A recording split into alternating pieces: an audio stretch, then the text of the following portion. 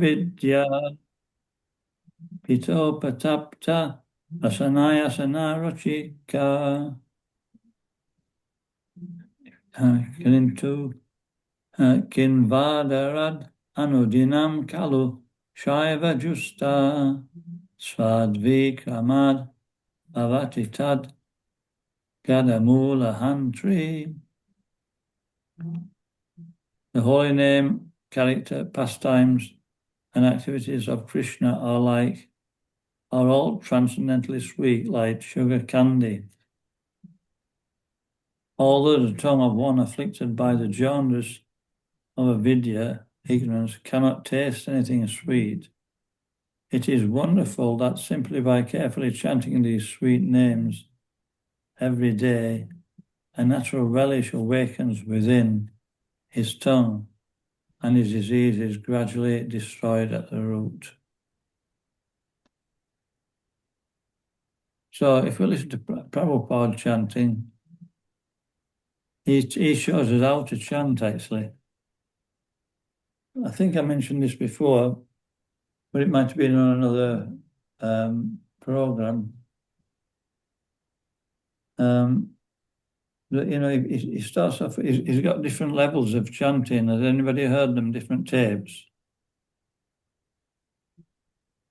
One's going, Hare Krishna, Krishna Krishna, Hare Hare, Hare Rama, Rama Rama, Hare Hare. And then some soft music, some mystical music in the background. And then later on, I'll listen to one, it's like, Hare Krishna, Krishna Krishna, Hare Hare, Hare Rama, Hare Hare. And then there's another one where, he's going so fast, it's difficult to keep up with him. And so the key one is the first one, isn't it? If you actually chant the holy name and you hear it, it's like a different world. We actually hear it, we get a taste. But we have to have the patience to do that. And ongoing hearing is the key. Our attention span is so short.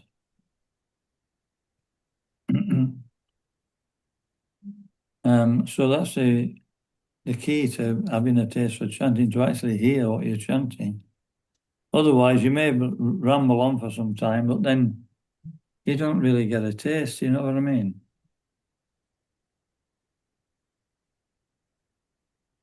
Anyway, Mayapur, what is it? Mataji? Mayapur, she's got a group you can join to chant. And, it may help us to focus. Okay, so who's going to start then? We'll let Jack start today. The poet. Okay. Lord Krishna's holy name, qualities, pastimes, and so forth are all of the nature of absolute truth, beauty, and bliss. Naturally, they are very sweet, like sugar candy, which appeals to everyone. Nescience, however, is compared to the disease called jaundice, which is caused by bilious secretions.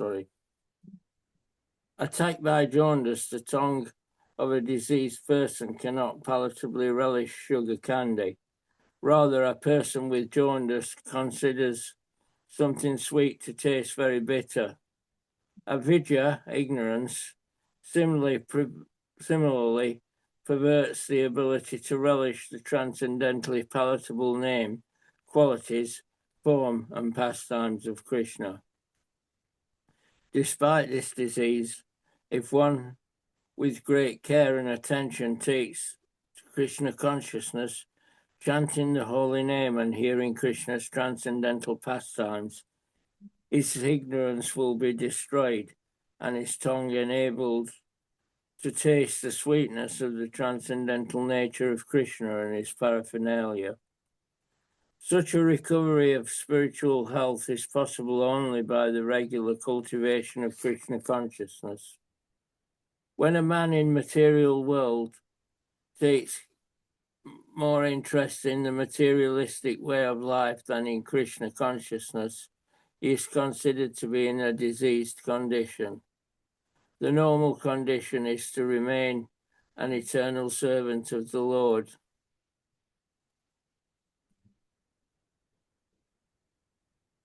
Javira Swarupahaya, Krishnaya Nichadasa. This healthy condition is lost when the living entity forgets Krishna due to being attracted by the external features of Krishna's Maya energy. This word of Maya is called Durasraya, which means false or bad shelter. One who puts his faith in Durasraya becomes a candidate for hoping against hope. In the material world, everyone is trying to become happy, and although their material attempts are baffled in every way due to their nescience, they cannot understand their mistakes. People try to rectify one mistake by making another mistake. This is the way of the struggle for existence in the material world. If one in this condition is advised to take the Krishna consciousness and be happy, he does not accept such instructions. This Krishna conscious movement is being spread all over the world just to remedy this gross ignorance. People in general are misled by blind leaders, the leaders of human society, the politicians, the philosophers, the scientists, are blind because they are not Krishna conscious. According to the Bhagavad Gita, because they are bereft of all factual knowledge due to their atheistic way of life, they are actually sinful rascals and are the lowest among men. Na mam duskritino mudaha prapadyanti naradhamaha maya parita yana asuram bhavan asritaha.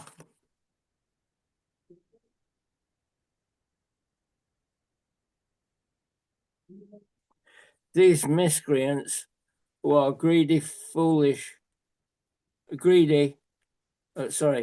these miscreants who are grossly foolish, who are lowest among mankind, whose knowledge is stolen by illusion, and who partake of the atheist nature of demons, do not surrender unto me. Okay.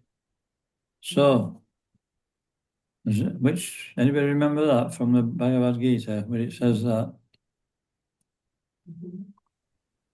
this verse about we've just read? It's about demoniac nature. Which chapter is that then?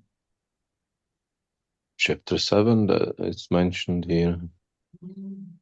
Is it? Oh. Chapter 7, verse 15.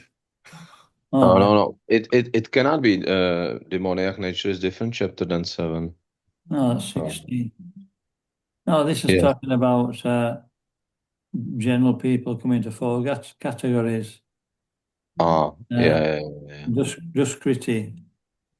Kriti means meritorious. Dus means misused. Duskriti. So they call it Duskritina. So, people have got a lot of merit in this world, haven't they? They can do so many things. They're so expert. But it's all used in the wrong way. Misused intelligence. And these four categories, Naradam, Mudha first, isn't it? Mudha. What's the symptoms of Mudha? Mudha means donkey or ass. What's the characteristic of a donkey? Foolish. Got big ears, right? Stubborn. It's running after carrot. Carrot. Yeah, it's yeah, complete. It's crackers. It's got no brains. And therefore, he said chasing out. It's like we see that picture sometimes of a man. He dangles the carrot in front of the donkey, so he's trying to get to it to eat it. But Prabhupada, what does Prabhupada say about that? What example does he give? Which is more actually graphic.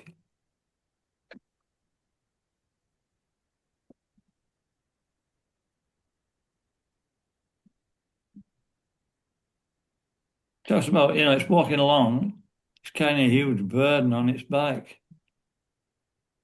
It's stacked up, really high. And it's like struggling under the weight. And then at the end of the day, after all that work, the donkey keeper, he gets some grass from the side of the road and feeds it. And, he doesn't realize that he could have actually eaten that grass anyway. You don't have to, it's already available. So, people are, we're working, society's become so misguided and illusioned and controlled that people are working like donkeys just to eat and have a roof over their head.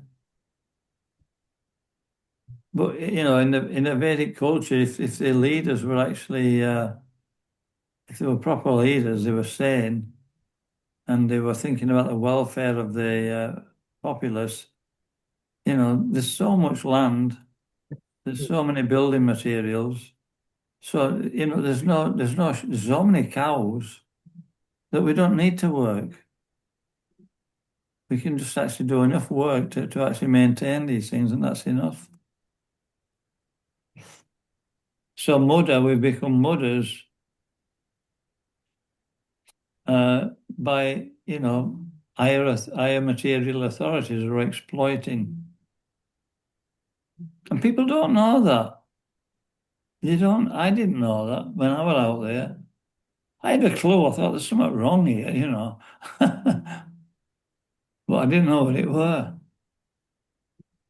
Anybody got any realizations on that?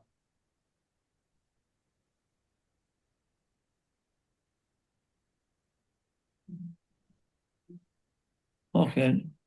So that's mudda. So that's most people. And then there's Naradam. Nara means man. Adharma means irreligion. Or the lowest. No, it means the lowest. Adharma.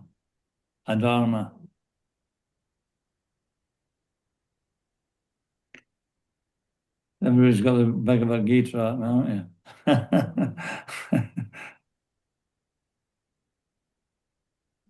What's it saying, Bhagavad Gita? It says they're advancing economic development, in religiosity, so-called religion, and economic development, sense gratification, but they're not really properly religious. And it says 95% of the population, or 99% of the population are like that. So we see that in modern day, don't we? We see that, in the Western countries, people considered advanced. They've got so many gadgets, so many new cars, living conditions are nice. So this is Naradam. They're materially advanced. But the further west you go, the less religion. People are not so religious. Further east you go, the more spiritually inclined. Naradam, what's the next one? Mudanara. Mayaparita Gyan, Mayaparita. What's that mean? Mayaparita.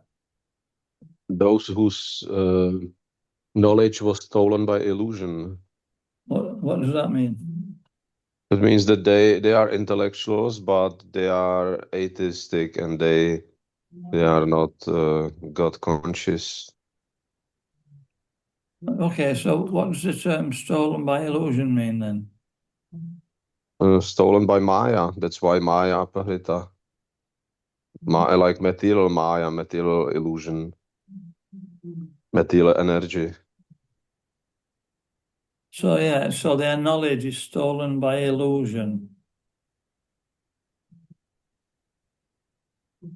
It means that their knowledge is actually used in an illusory way. Yeah. It's used in an illusory way. And the last one, atheists. So they what can be said, they just actually don't follow any religious principles. They just decry the existence of the Supreme. So this particular part of the Nectar of Instructions is talking about this class of people. Okay. Well, maybe Hare Krishna, do you want to read?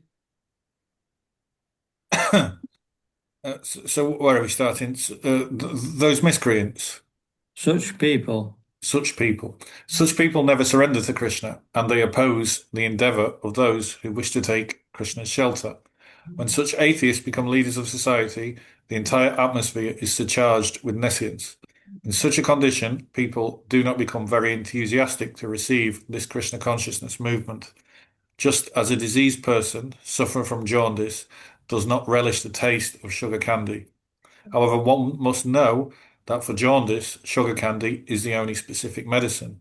Similarly, in the present confused state of humanity, Krishna consciousness, the chanting of the holy name of the Lord, Hare Krishna, Krishna Krishna, Hare Hare, Hare Rama, Rama Rama, Hare Hare, is the only remedy for setting the world aright.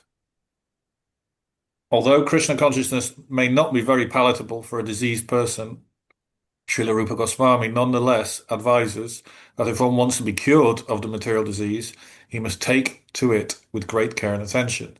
One begins his treatment by chanting the Hare Krishna Maha Mantra, because by chanting this holy name of the Lord, a person in a material condition will be relieved from all misconceptions. Cheto Darpana Marjanam. Avidya, a misconception about one's spiritual identity, provides the foundation for ahamkara, the false ego within the heart. Okay.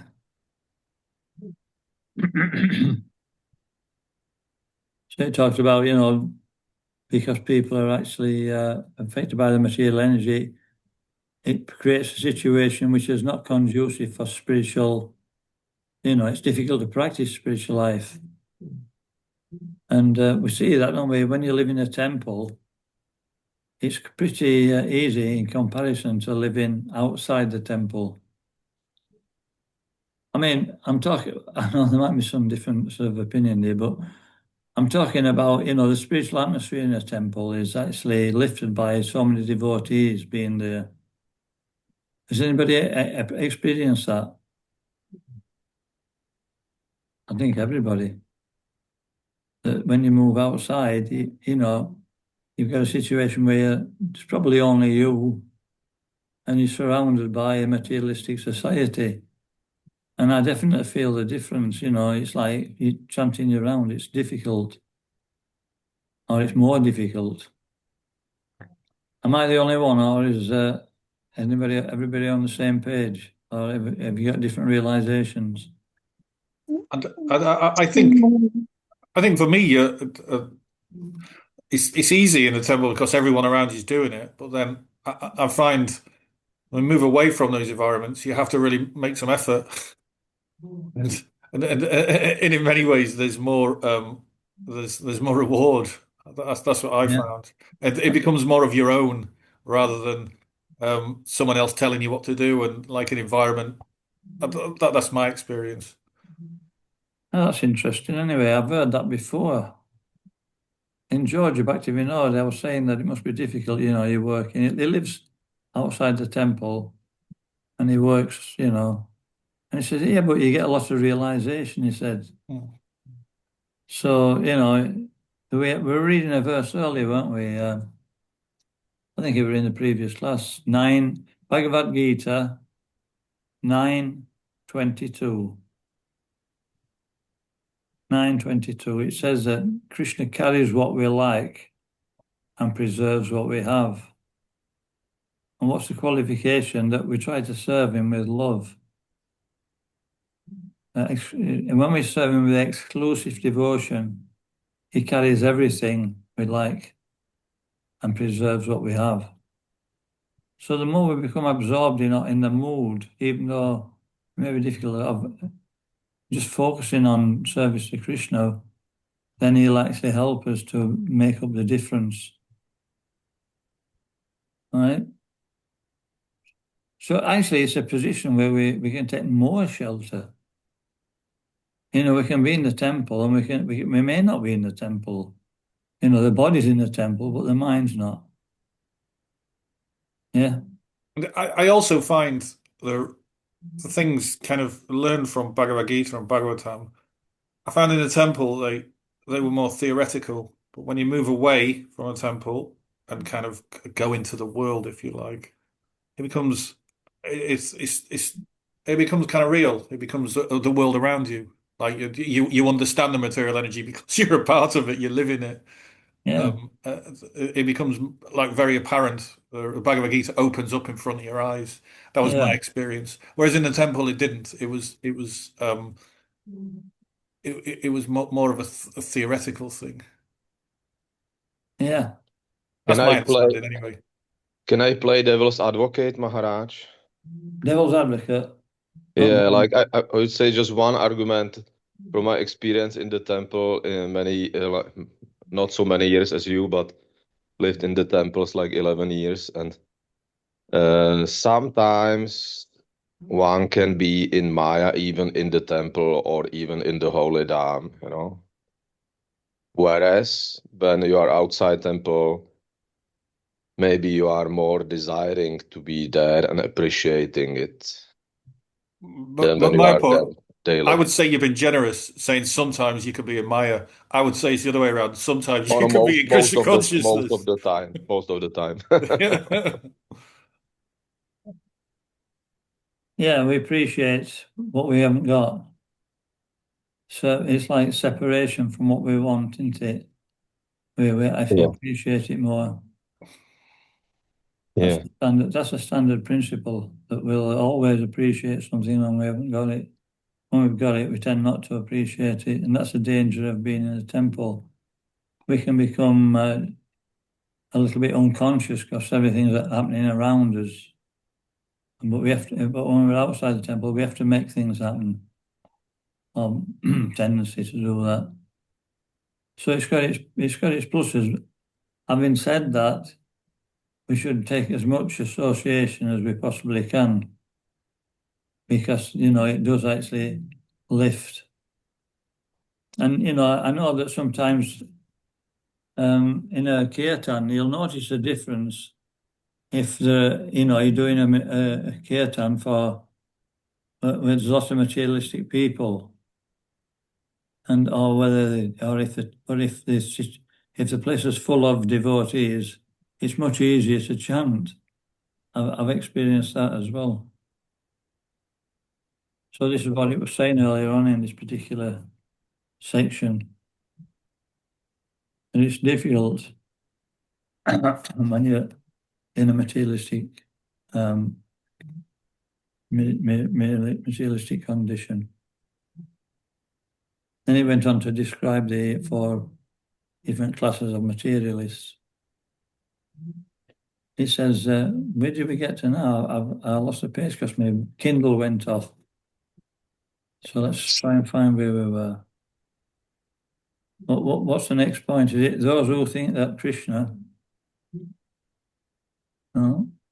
The real The disease is in the heart. Yeah, this paragraph. Yeah, we ended with ahankara. Okay.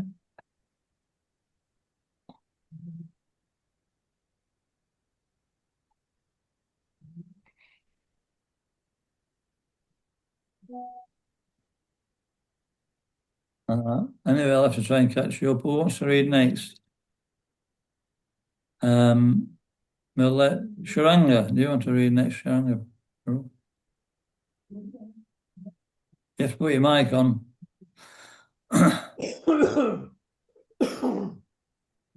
The real disease is in the heart.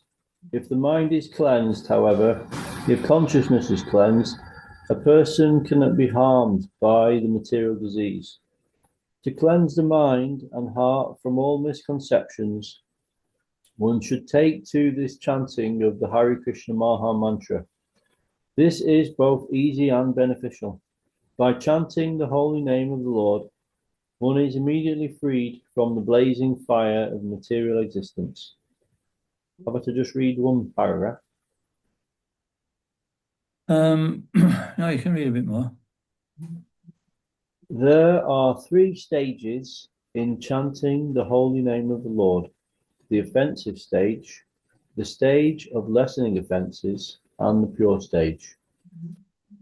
When a neophyte takes to the chanting of the Hare Krishna mantra, he generally commits many offenses. There are 10 basic offenses, and if the devotee avoids these, he can glimpse the next stage, which is situated between offensive chanting and pure chanting. When one attains the pure stage, he is immediately liberated. This is called Bhava Maha Devagni Nivapanam. As soon as one is liberated from the blazing fire of material existence, he can relish the taste of transcendental life. Okay. Yeah, that's self-evident. So we can be liberated from the blazing fire of material existence just by chanting the holy name. I mean, definitely, if you chant nicely, the material energy doesn't seem to affect you so much. If, you know, we get relief from what we so-called problems. We don't see them the same. Yeah. Okay, so next one, Mayapur Chandradipur. Would you like to carry on? Okay. The conclusion is that in order to get freed from the material disease, one must take to the chanting of the Hare Krishna mantra.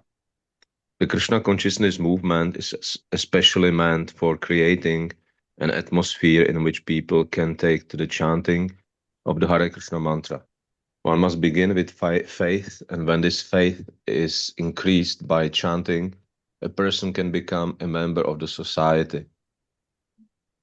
We are sending Sankirtan parties all over the world, and they are experiencing that even in the remotest part of the world, where there is no knowledge of Krishna, the Hare Krishna Maha Mantra attracts thousands of men to our camp. In some areas, people begin to imitate the devotees by shaving their heads and chanting the Hare Krishna Maha Mantra only a few days after hearing the mantra. This may be imitative, but imitation of a good thing is desired. Some imitators gradually become interested in being initiated by the spiritual master and offer themselves for initiation. If one is sincere, he is initiated, and this stage is called Bhajana Kriya. One then actually engages in the service of the Lord by regularly chanting the Hare Krishna Maha Mantra, 16 rounds daily, and refraining from illicit sex, intoxicants, meat eating, and gambling. By Bhajana Kriya, one attains freedom from the contamination of materialistic life. He no longer goes to a restaurant or hotel to taste so-called palatable dishes made with meat and onions, nor does he care to smoke or drink tea or coffee. He not only refrains from illicit sex, but avoids sex life entirely, nor is he interested in wasting his time in speculating or gambling. In this way, it is to be understood that one is becoming cleansed of unwanted things, anartha nivritti. The word anartha refers to unwanted things. Anarthas are vanquished when one becomes attached to the Krishna consciousness movement. Okay.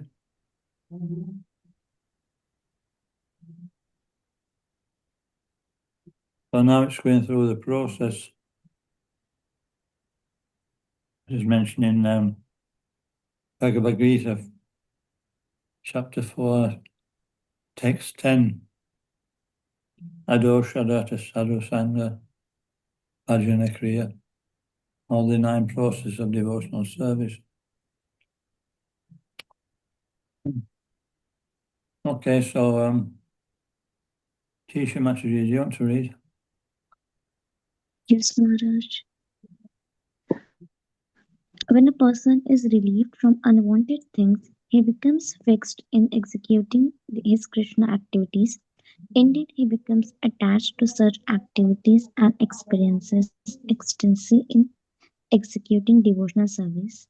This is called bhava, the preliminary awakening of dormant love of Godhead.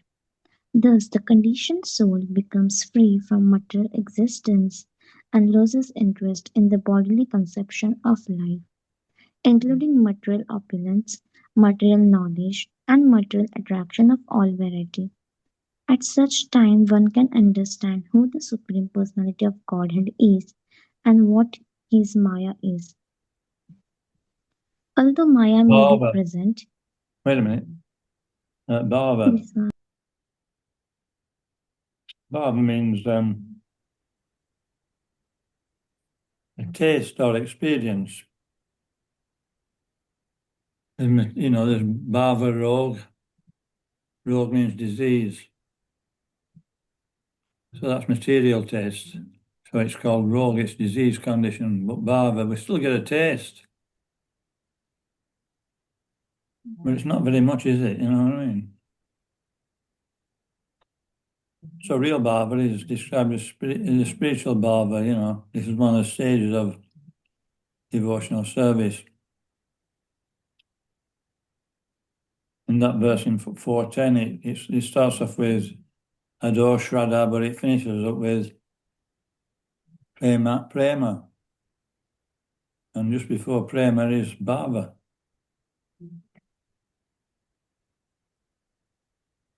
We're getting some Bhava, otherwise we wouldn't be able to maintain our devotional service. That's, you know, just by virtue that we're practicing means that there's some Bhava there. Otherwise, if there were no Bhava, it won't last 5 minutes. So it's a gradual increase. Anything else on that? Bhava? Okay. Heather Matthew, do you want to read?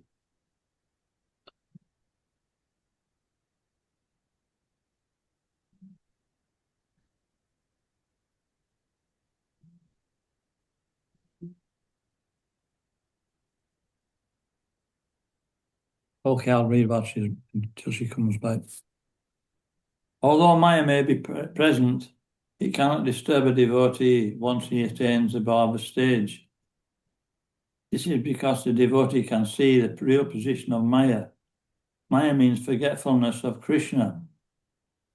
And forgetfulness of Krishna and Krishna consciousness stand side by side, like shadow and light. If one remains in shadow, he cannot enjoy the faculties offered by light. One remains in light, he cannot be disturbed by the darkness of shadow. By taking to Krishna consciousness, one gradually becomes liberated and remains in the light. Indeed, he does not even touch the darkness, as confirmed in Chaitanya Chaitamrita, Madhya Lila, chapter 22, text 31. Krishna Surya Samamaya Haya Andikara, Yahan Krishna Tahan Nahi Mayara adhikara. Krishna is like the sunshine. All Krishna is compared to the sunshine. And Maya is compared to darkness. Wherever there is any sunshine, there cannot be darkness. As soon as one takes the Krishna consciousness to darkness of illusion, the influence of the external energy will immediately vanish.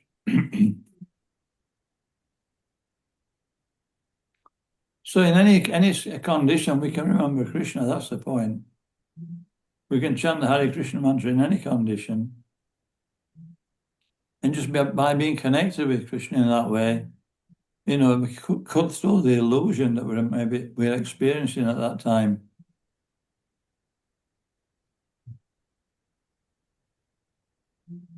I remember, what's that song about? Anybody remember a song about this? Krishna Surya Sama Maya Haya Andikara.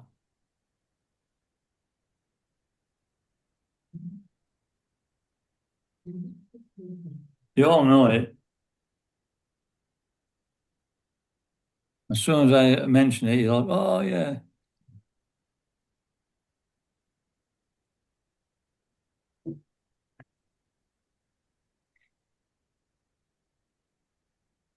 Here comes the sun. Ah, that one. Do.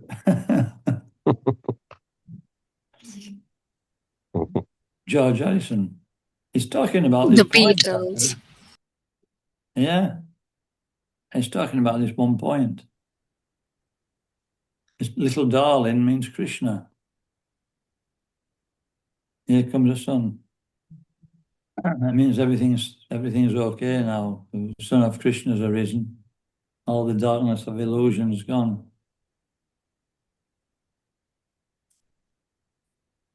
Okay. So this is the text 7. And it's talking about just go back a little bit.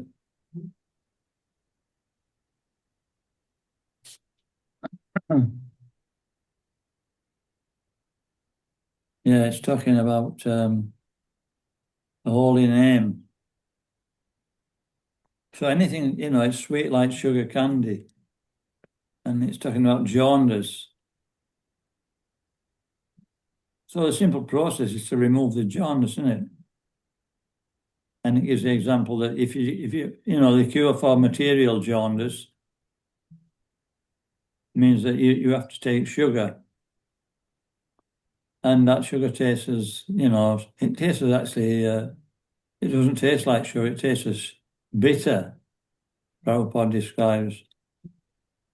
And so our inability to chant and get a taste in Krishna consciousness is due to our depth of material consciousness. And the only cure is to actually carry on chanting. And in due course of time, that chanting will have effect. It's just like in the beginning, it may be difficult, but it says somebody who's got no digestion, right? Another example. If you've got no digestion, whatever you eat, it's like it just goes straight through and come out like diarrhea, or you'll vomit it back, right? It won't stay in the body because it's foreign to the body will try to get rid of it. But when the digestion's working and breaking it down, the body will actually maintain it. And so the cure is Ayurvedic medicine. You say, okay, he's got hardly any digestion. There's a little bit. There has to be a little bit because he's living. So they feed him ghee. And 90% of it's actually not digested. It comes out of the body pretty quickly. But a little bit sticks. And then he gets a little bit of strength. And they feed him ghee again. More snake goes out of the body. A little bit more sticks. And he gets a bit more strength. And gradually his strength increases and his digestion increases. So in the same way, by chanting, we also become more and more absorbed in spiritual life. But it's not necessarily, it doesn't actually always appear so linear. You know, has anybody experienced that? You know, where it's like, just like, it's going up and up and up and up. It's like this. And so we have to appreciate that sometimes, for no reason, I don't know what your rounds are like, I'll find that, you know, I haven't got much of a taste. I'll be in the middle of me chanting, I think I'm making an effort, and there's still no taste. And then sometimes I'm chanting and I get a taste, and it comes from nowhere. When I say taste, it's like, you know, it's easy to chant, put it that way. Has anybody had any experience in chanting like that? Yeah. Oh, I'm glad everybody. When I see other people chanting, look at him. He's flying. No, he's not necessarily like that. You know what I mean? I remember when I first started chanting, it weren't the Maha mantra. It was close, you know, but it definitely weren't the Maha mantra. But anyway, so there was a little. I chanted some of the mantra, and eventually it's manifested more and more. Okay, any realizations on chanting?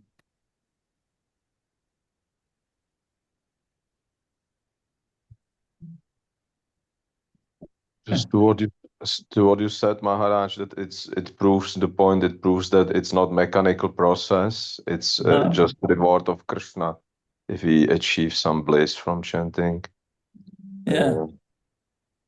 Yeah, that's a good point. Is that, you know, sometimes chanting is going well and sometimes it's not, and we haven't done anything. You know, so we can understand it's not dependent on us. We can make the effort, but the results up to Krishna. And when Krishna is pleased, then we can get a higher taste. Yeah, Jai Krishna. I suppose that brings the question: what is the reward for chanting? More chanting. And prema at the end. There's a verse.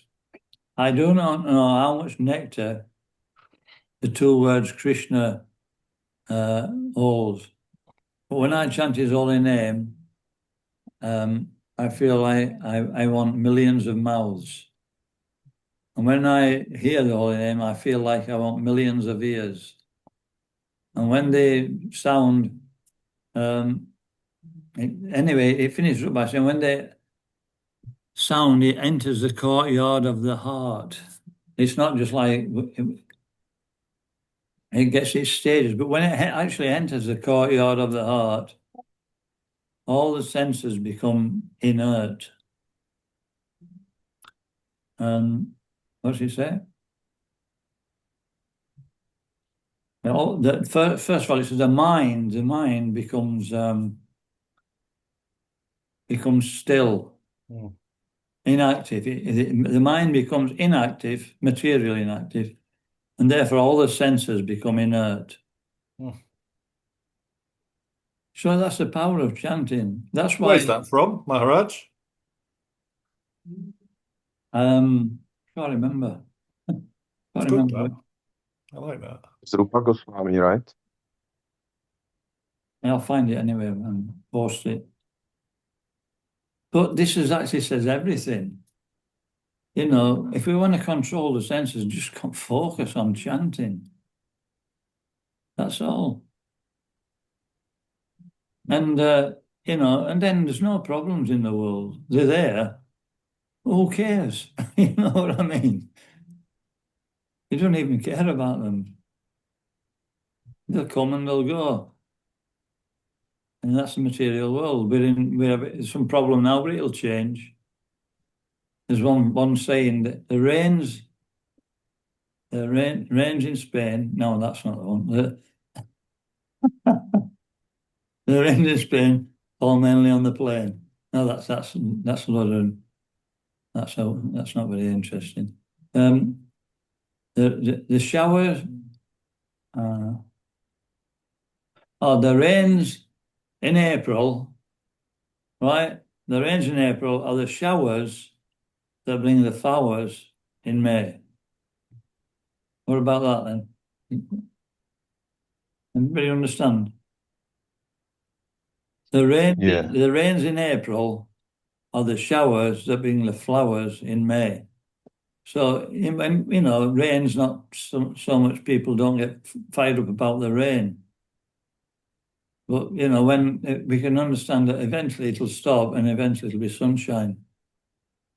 There'll be flowers as a result. And I don't know whether there's a sequel to that about the flowers in May. It's probably some the other side to it. So the material world's like that. But when we're in Krishna consciousness, it's just like May all the time. So they tell me anyway.